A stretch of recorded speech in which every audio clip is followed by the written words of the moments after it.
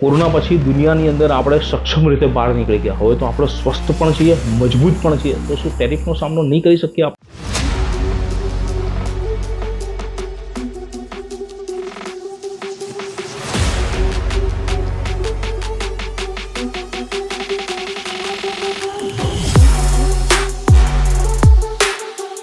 જય સ્વામિનારાયણ. રવિવારની સવારે રવિભાઈની યુટ્યુબ ચેનલ પર આપ સૌનું હાર્દિક સ્વાગત છે. વિડીયોની શરૂઆત કરતા પહેલા આપનો પરિવાર આર્થિક રીતે સુખી, સ્વસ્થ અને સંપન્ન બની રહે એ બદલ ભગવાન સ્વામિનારાયણના ચરણોમાં પ્રાર્થના. એક અદ્ભુત વિષય લઈને આપની સમક્ષ હું આજે ઉપસ્થિત થયો છું. નરેન્દ્ર મોદી સરકારના શાસનની અંદર 11 વર્ષમાં શું બદલાયું અને એની માર્કેટની અંદર ઇમ્પેક્ટ શું આવશે એ વિષય પર આજે વાત કરીશું. નરેન્દ્ર મોદીનો હું બહુ મોટો ફેન છું, એ તમને પહેલેથી જ કહી દઉં. પહેલી વાત, સેન્સેક્સ 2014ની અંદર માર્ચની અંદર 24,386 હતો, જે માર્ચ 2025ની અંદર 77,414 થયો અને વિડીયો જ્યારે બન્યો ત્યારે 82,000નો ઇન્ડેક્સ હતો.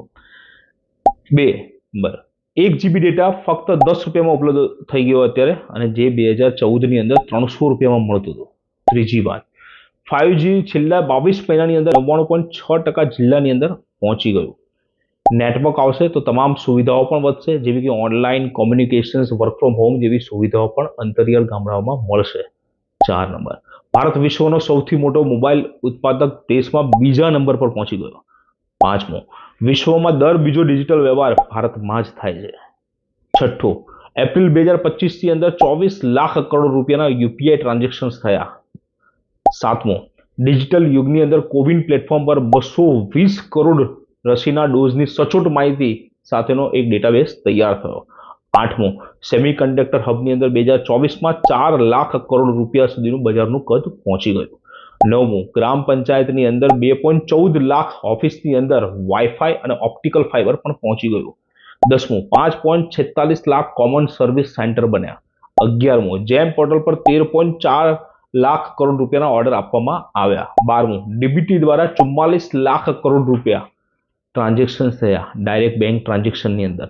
13મું, ડિજીલોકર પર 52 કરોડ લોકોએ ઉપયોગ કરે છે અને 943 કરોડ દસ્તાવેજ એની અંદર અપલોડ કરવામાં આવ્યા. 14મું, 142 વિશ્વ કક્ષાની વંદે ભારત ટ્રેન ભારતની અંદર નવી બની. કાશ્મીરથી કન્યાકુમારી સુધીનું ટ્રેનનું સ્વપ્ન સાકાર થયું. 15મું, અમૃત ભારત રેલવે સ્ટેશનનો યોજના હેઠળ 1300 સ્ટેશનોનું નવીનીકરણ થયું. 16મું, 66 લાખ કિલોમીટરથી પણ વધુનું વિશ્વનું બીજું મોટું રોડ નેટવર્ક બન્યું છે. 17મું, 99% સુધી થયો ગ્રામીણ રોડ કનેક્ટિવિટીનો વિસ્તાર. 18મું, રાષ્ટ્રીય જળમાર્ગ 5થી વધીને 111 થયા.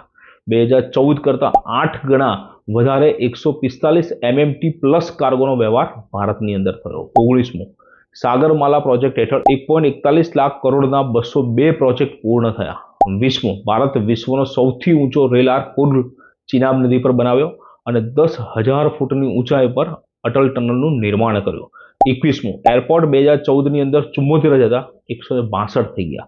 22મું, મેટ્રો 5 શહેરથી વધી 23 શહેરો સુધી પહોંચી અને 1000 કિલોમીટરથી વધારેનું નેટવર્ક પ્રસ્તાવિત કર્યું. 23મું, વાયુસેનામાં સ્વદેશી લાઇટ કોમ્બેટ હેલિકોપ્ટર્સ આવ્યા, જે આપણી સ્વદેશી બનાવટ છે. 24મું, બ્રહ્મોસ સ્વદેશી મિસાઇલની વિશ્વભરમાં માંગ ઉઠી. 25મું, ભારતની સંરક્ષણ નિકાસની અંદર 33 ગણી વૃદ્ધિ થઈ. 26મું, સંરક્ષણ બજેટના 75% પૈસા સ્વદેશી ઉત્પાદનો ખરીદવામાં લગાવવામાં આવ્યા. 27મું, દેશમાં નિર્મિત વિમાન વાહક જહાજ INS વિક્રાંત બન્યું. રાષ્ટ્રપ્રથમ નિર્ણાયક નિર્ણય અને જવાબદાર ભારતનું સપનું સાકાર થયું.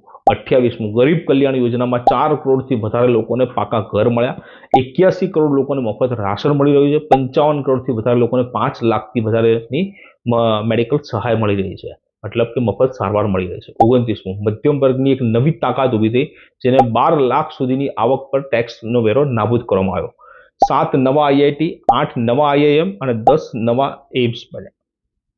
30મું, વિશ્વમાં સતત વધતું ભારતનું કદ પ્રતિ વ્યક્તિ GDP 90,000થી વધીને 2.35 લાખ થશે. 31મું, ચંદ્રના દક્ષિણ ધ્રુવ ઉપર આ ભારતનો પ્રથમ વ્યક્તિ ત્યાં પહોંચ્યો અને ત્યાં ભારતનું પહેલું પગલું પડ્યું. 32મું, નાના ઉદ્યોગ સાહસિકોને 52.5 લાખ કરોડથી વધારેની મુદ્રા લોન આપવામાં આવી. 33મું, યુવાનો માટે અપાર તકો ઊભી થઈ. 490 નવી યુનિવર્સિટી, 8100 નવી કોલેજ, 1.6 લાખ સ્ટાર્ટઅપ્સ બન્યા. 34મું પીએમ કિસાન નિધિ હેઠળ 3.7 લાખ કરોડ ખેડૂતોને મળ્યા. પીએમ પાક યોજનાથી 1.75 લાખ કરોડ રૂપિયાની રાહત પણ આપવામાં આવી. વારસા સાથે વિકાસ થયો. 35મું 1947 થી 2013 સુધીમાં 13 જ કલાકૃતિ વિદેશથી પરત લાવવામાં આવી હતી. 2014 થી અત્યાર સુધીમાં 642 કલાકૃતિઓ જે ભારતની અંદર પાછી લાવવામાં આવી. 36મું મહિલાઓ માટે ગૌરવપૂર્ણ જીવન મળ્યું. 12 કરોડ શૌચાલયનું નિર્માણ થયું. 10 કરોડથી વધારે ઉજ્જવલા યોજના હેઠળ જોડાણ આપવામાં આવ્યું. 15.6 કરોડ ઘરની અંદર નળથી જળ આપવામાં આવ્યું. સેવા, સુશાસન અને ગરીબ કલ્યાણના 11 વર્ષની અંદર ઘણું બધું બદલાયું. શું આની અસર શેર માર્કેટ પર નહીં થાય? ચોક્કસથી થશે, કારણ કે આ બધી જ વસ્તુ સાથે અલગ અલગ ઇન્ડસ્ટ્રીઓ સંકળાયેલી છે. કોરોના પછી દુનિયાની અંદર આપણે સક્ષમ રીતે બહાર નીકળી ગયા. હવે તો આપણે સ્વસ્થ પણ છીએ, મજબૂત પણ છીએ. તો શું ટેરિફનો સામનો નહીં કરી શકીએ? આપણે ચોક્કસથી કરી શકશું. ફરી વખત આપણે બેઠા થઈશું અને ફરી વખત આપણે દુનિયાને આપણી તાકાત બતાવીશું. માર્કેટની અંદર રોકાણ કરીને સોનું આગળ વધી ગયું છે. કદાચ 1,25,000 થશે, 1,50,000 બી થવું જ જોઈએ હું તો કહું. પણ સેન્સેક્સ પણ એનાથી આગળ નીકળશે, કારણ કે સોનું વર્સિસ સેન્સેક્સ હંમેશા ચાલે જ છે. ત્યારે સોનું આગળ વધ્યું છે, ત્યારે સેન્સેક્સ આગળ વધ્યું છે, જ્યારે સેન્સેક્સ આગળ વધ્યું ત્યારે સોનું આગળ વધ્યું છે. તો હવે વારો છે સેન્સેક્સનો. જો આમાં રોકાણ પ્રત્યક્ષ રીતે ના કરવું હોય તમારે, તો અપ્રત્યક્ષ રીતે કરવા માટે મ્યુચ્યુઅલ ફંડનો સહારો લેજો. આ રહ્યો અમારો નંબર. વિડીયો સારો લાગ્યો હોય, ડેટા સારો લાગ્યો હોય તો આપણા ગ્રુપ સર્કલની અંદર મોકલજો, શેર કરજો, કોમેન્ટ કરજો અને ચેનલને સબસ્ક્રાઇબ કરવાનું ભૂલતા નહીં. જય સ્વામિનારાયણ.